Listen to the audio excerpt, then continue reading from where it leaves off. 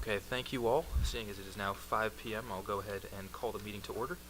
First item on the agenda is, of course, the Pledge of Allegiance. So if everyone would please stand and recognize the flag behind me up here. I pledge allegiance to the flag of the United States of America and to the republic for which it stands, one nation, under God, indivisible, with liberty and justice for all.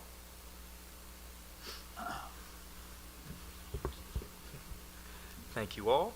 The next item, of course, is the approval of the agenda itself, and I would accept a motion.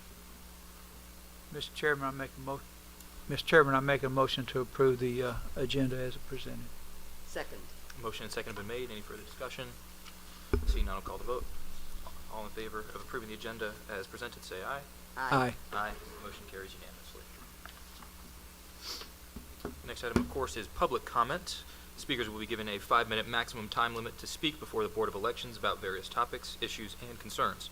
Speakers must direct comments to the board, and responses are reserved at the direction of the board.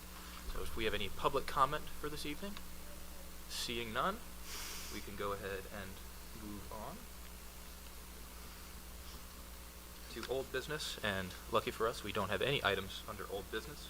Brings us to the next item, of course, the approval of the August 26th, 2025 regular meeting minutes, and I would accept a motion. Mr. Chairman, I make a motion to approve the meeting minutes from August 26th as presented. I second. Motion and second been made. Any further discussion? Seeing none, I'll call the vote. All in favor signify by saying aye. Aye. Aye. Motion carries unanimously. New business, of course. I guess I will recognize our elections director to speak to the proposal for early voting as far as the November 4th special and municipal elections. Of course, the special election being for the Public Service Commission. We've got 2 seats on the PSC up, as well as the municipal elections across all the municipalities within Fayette County. So, Director Garrett. Good afternoon. So in your director's report on the second page, you will find can you hear me? I feel like it's low. You will find my advanced voting recommendation for the upcoming election. What I did want to do was make sure that I provide as much historical information as I could. So you will also have in your packet a spreadsheet of our turnout in the last elections. In this current election, this Public Service Commission election, so you have the data for our June election, our July election. You have the data for the November 2023 and 2021 municipal election. Now, the email that I sent you was incomplete. However, the one that's in your packet is updated. I did not have the voter registration numbers for the November 2023, but we were able to obtain those after digging and digging and digging, and kind of pinpoint those numbers in there. So you will see in November 2023, and I'm stating this information for record purposes, we had an 18.95% overall turnout during the municipal elections. And that was with 4 Brooks, Fayetteville, Tyrone, and Peachtree City on the ballot. You will also see in November of 2021, we had a 25.45% turnout for the municipal election. Unfortunately, in June and July of this year for the Public Service Commission, in June we had a 3.9% turnout, even though it says 90 for some reason. And in July we had a 2.5% turnout for our Public Service Commission.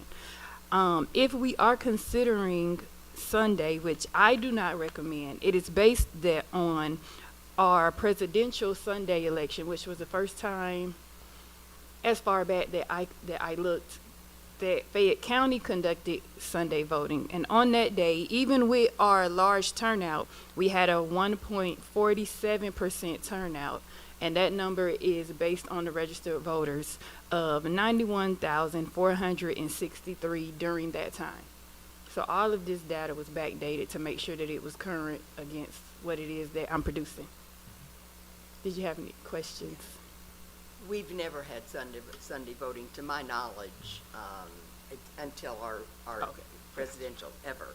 I did want to, and this is Ticky, on the historical Sunday voting, you said November 2025, you meant 24, correct? That is so correct.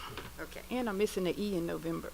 Well, No problem, I just, Yes, I'm taking- November 2024 for the record. okay.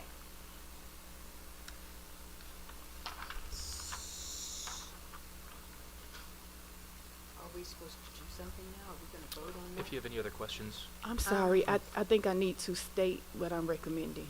So Sure. I would like to do that for the record as well. I am recommending Tuesday, October 14th through Friday, October 31st, with the hours of 9 a.m. to 5 p.m. 2 Saturdays that are mandatory, Saturday, October 18th and Saturday, October 25th from 9 o'clock a.m. to 5 o'clock p.m.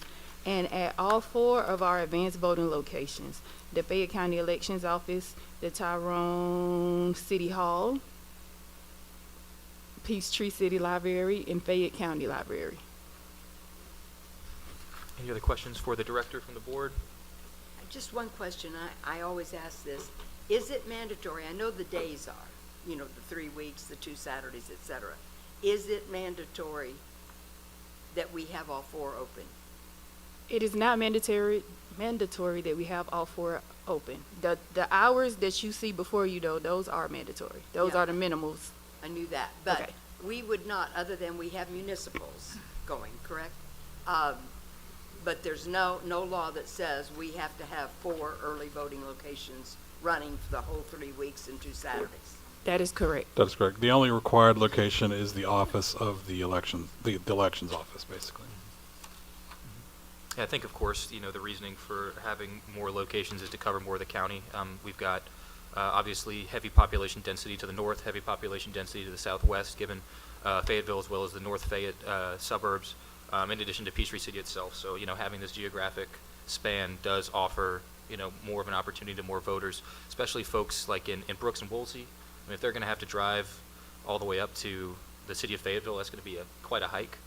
So having these additional locations does definitely offer ease of access, convenience to the voters, as well as consistency, considering these are the 4 locations, with the exception of Tyrone, of course, due to extenuating circumstances.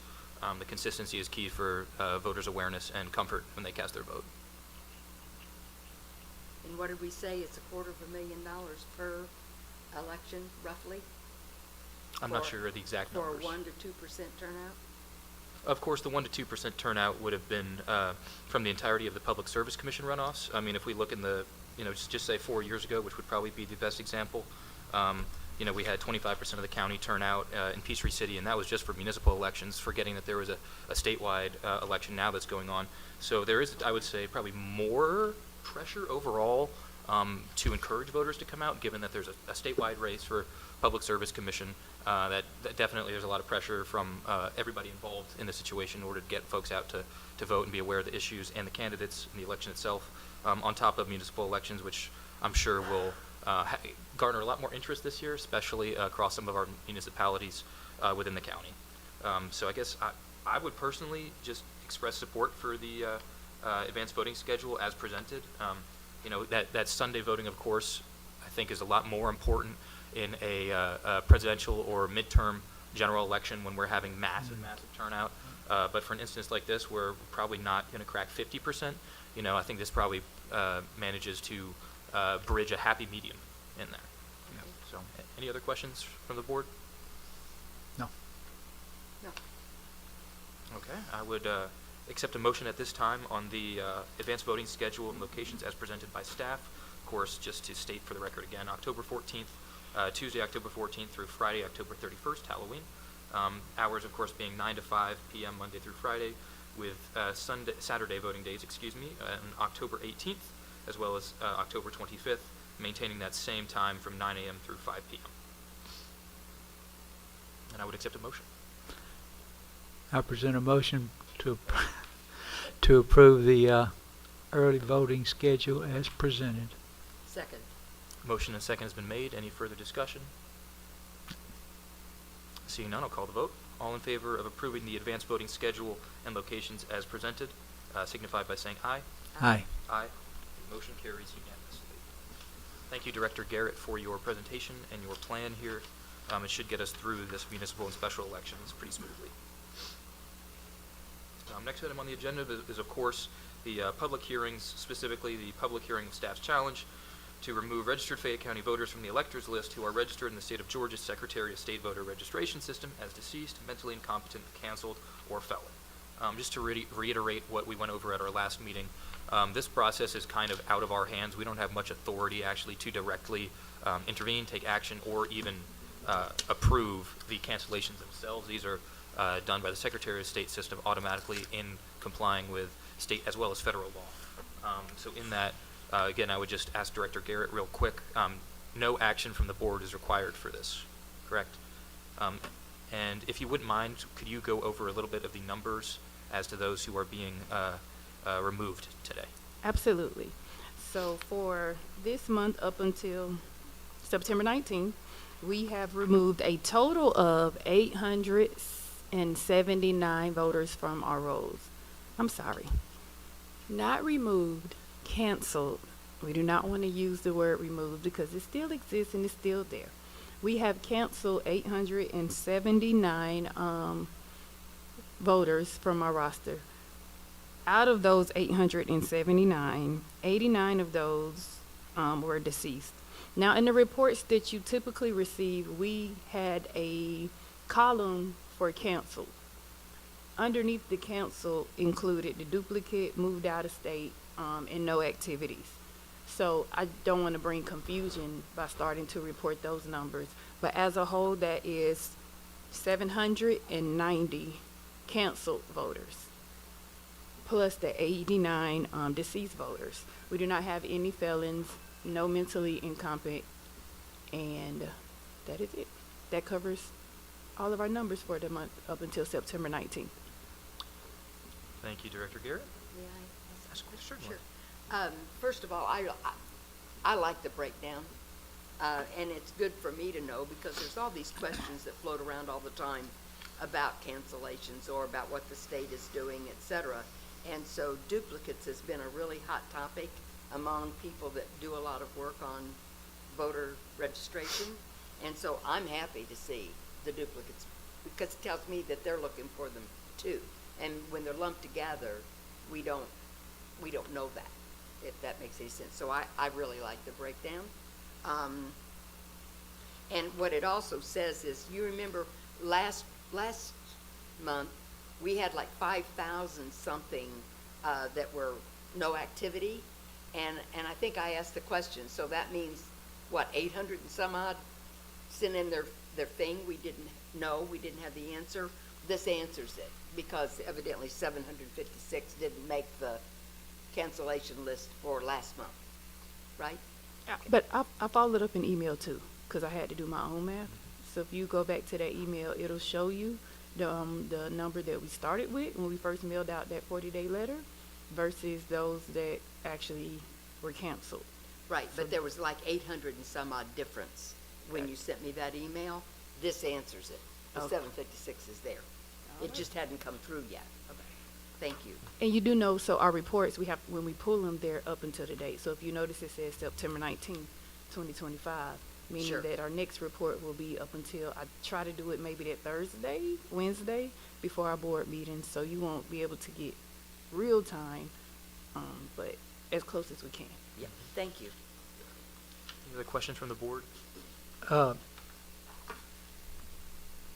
I'd like to ask a question about the effort that's done in getting this list together and actually canceling these customers, these members, voters, excuse me.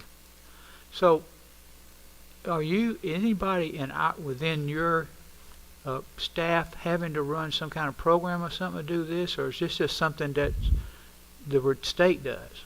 It is something that the state does. And then when they send us our list, our registrar, Daniel, who is very good when it comes to auditing numbers and names, she goes through to make sure that it is correct. Then we give the state the thumbs up to either print it, or we do have the option to do the labor ourselves, and we typically do not. If it's cost efficient, then it just makes more sense for them to send out those notifications. So if I'm hearing right, and you don't actually run the program, but you verify?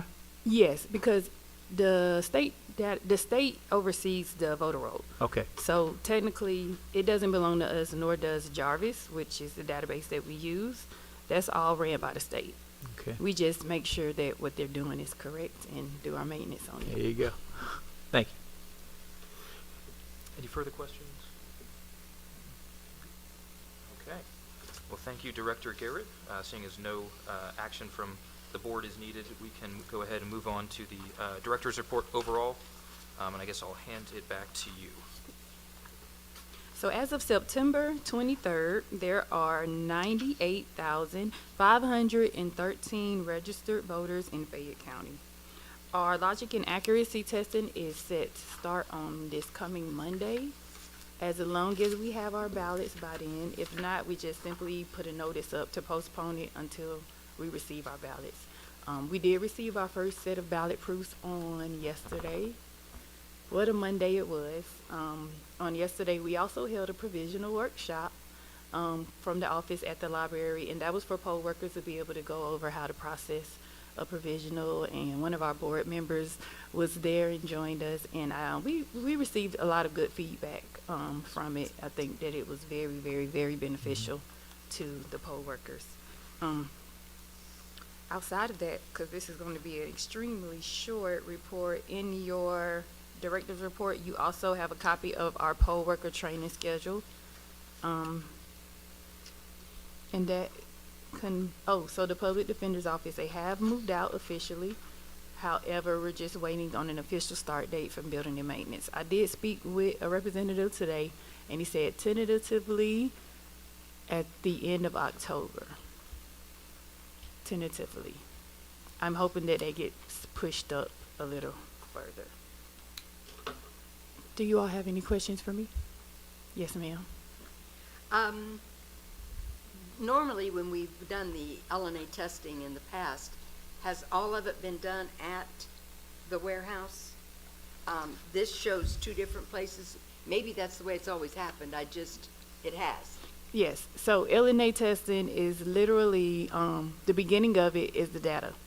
So that EMS server room is a part of LNA testing. So we Okay. have to include wherever that equipment is kept, because that's how we make our USBs to go and program the machines, et cetera.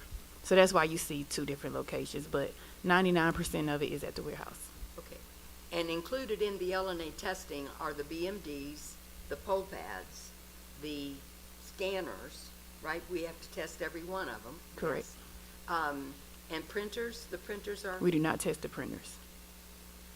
really? Correct. Okay. All right. So logic and accuracy testing is making sure that whatever a person, for one, that the information from the ballot goes onto the equipment. Even further is making sure that the correlation is correct. So wherever the finger is tapped, that person's name lights up or is check marked. So it's not necessarily testing of the printer. Like if a printer doesn't work, we just replace it. I'm just, Simple as that. in legislation, it requires that the printers be tested. Okay, can you send me that, please? I sure will. Thank Sure. you. Are there any other questions for me? Yes, ma'am. I'm excited. I want to know more about this county website update. Can you say more? So I can only say so much, but the county is undergoing renovations on their website. Kyle, our election clerk over there, Yeah. has been the one that has been working very, very, very close with the communications coordinator, Cynthia, in updating. We had 2 trainings, one of which I was with you all in Savannah, to kind of go over the website. We're very, very close to launching. Since it's not my website, it's the county's website. I asked them if I could include it in the report, just a little tiny bit. But I am excited about it and seeing the previews. It's brighter. I think that it's way easier to find information and access. And of course, it's up to date with the new law for the ADA compliance for the websites. I'm vague in that area, but I'm Is excited. it still going to be, though, where you all to post information that Yes, so we don't have to wait on the third-party person. we don't? We don't. So Kyle is going to be our third-party person. Hallelujah. Thank you, thank you, thank you. Thank the county, whoever. Okay, any further questions from the board for Director Garrett? Good. Seeing none, we can go ahead and move on. Excuse me, I got a frog in my throat. Next item, of course, is the attorney's report. You have anything for us, Patrick? I do not. Love to hear it. Thank you, Attorney Stowe. Of course, that brings us on to the next item, getting closer to the end, the board members' reports. So I'd recognize Mr. Morris Kelly for anything that he has to present.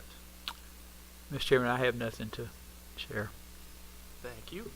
Vice Chair Alexander. Thank you. I attended the provisionals training yesterday, and I have to tell you, I thought it was excellent. I think in the past, you've always had the provisionals included with the rest of the poll worker training, is that correct? Yes, and we still do. You Yes. do it again? Yes, but that was just so that we could diffuse so much confusion and even more so much anxiety around completing a provisional and knowing when to give it out and when not to give it out. Are your plans to continue to do this separately? Absolutely, especially for spring because we go into our primaries, meaning our parties will be, all of our ballots will triple. So absolutely, actually much more in the springtime. It was excellent. Great job, great job. I have another question, and this is just for thought. I realize that the poll managers have got gobs on them. And, you know, at the end of election night, let's say, they're trying to get all the paperwork done and get everything gathered and bring it to us. We have noticed, and we continue to work on the backup or you know, with people standing in the doorway, et cetera, just trying to move through the process. The first station that they stop at is the board table. And so we're supposed to take the memory card and the 2 tapes, which are supposed to be, I believe, in a pencil pocket, is that right? Pencil pouch. And it's changed. It was, at one time it was in their binder, and then, was it last time it was in a big folder? Do you remember? Morris, do you remember? The first time I saw it was in June. And where was it? It was in a it was separate, I think. It was in the folder, but they took it out of the folder and gave it to us. Okay. I hope, and I know that you're constantly looking at this, but for me, because they stack up right there, and usually what happens is they don't remember what that first thing is, or they've just got everything in armloads. If there's any way that we could kind of help us, that they would remember that the tapes and the memory cards, usually that's what's missing, right, are the tapes? They have to. Yeah, they get have the to card search a in. little bit for the tapes. Yeah. I found that most of them have the tape and the card right there in that Okay, pouch all right, together, and then that's it's good. not- As Yeah. they should. Okay, and then the next station is ballots, is that correct? That's right. Okay, all right. Just looking at it logistically, how we could try to make that smoother so that they don't stack up like that and with all that armloads of stuff. Otherwise, thank you. I would just ask this question, Director, if with the new expansion that's coming, are we going to kind of devise an area, a little bigger area to do that within that, or take advantage of some space that might be left in the old area? That's the plan, hopefully, to be able to use as much as we can for election night once we take over the entire building. Okay. That might alleviate some of the backup we have if we have a bit more, a larger area for them to stand. Because if it's raining outside or cold, yeah, it's going to be tough. But I just want to point out that the expanded space is for election storage and to alleviate Okay. what we have going on at the warehouse. But I am considering trying to use every inch of the building that I can Mhm. to better benefit the process Okay. of elections. Okay, anything else? Okay, thank you. I've just got a couple items. Of course, just to continue that conversation, I know the logistics of election night is always a constantly improving thing.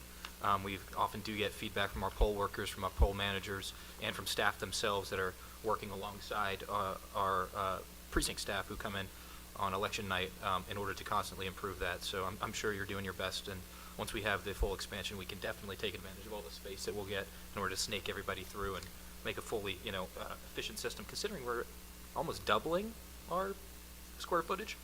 So huge improvement there. Yeah, huge opportunity for us, and huge opportunity to serve the voters. For me, I just got a couple items. Number one, great to have you back, Director Garrett, from Election Center training over in Texas. Glad to have you back across the Mississippi over here. And I'm sure you probably wish that you could still be reclining by the poolside, but there's always work to do, as you know. Number two, as far as the county website, thank you, Kyle, for taking point on that. That's definitely been a huge thing that I know the board has always been concerned with in ensuring that the public has access to the most pressing information, most recent information, and in a very accessible way in order to gather that. So that's a huge improvement that really is just going to even better the way that we efficiently carry out our elections with integrity. And number three is just wanted to recognize that the Jewish New Year is currently ongoing, Rosh Hashanah, so Lashana Tova to all who celebrate. And the calendar's ticking up to about 6,000 years now. I think we all know what it feels like to be through about 6,000 years of elections, even though it's only been a handful of months or years. But it certainly feels like a long time. And as always, thank you to the staff, thank you to Director Garrett, thank you to Kyle, our election clerk, as well as, is that Margaret in the back, hiding back there? Of course. Everybody does a fantastic job as far as the elections office, as far as our precinct staff. So again, always want to give kudos to them. That's it from me. Seeing as we don't really have any items that need to be discussed during executive session, we can go ahead and move on from there. And I'd accept a motion to adjourn. Mr. Chairman, I make a motion that we adjourn. Second is not required for that, but if there's any discussion? Nope. Seeing none, let's call the vote. All in favor signify by saying aye.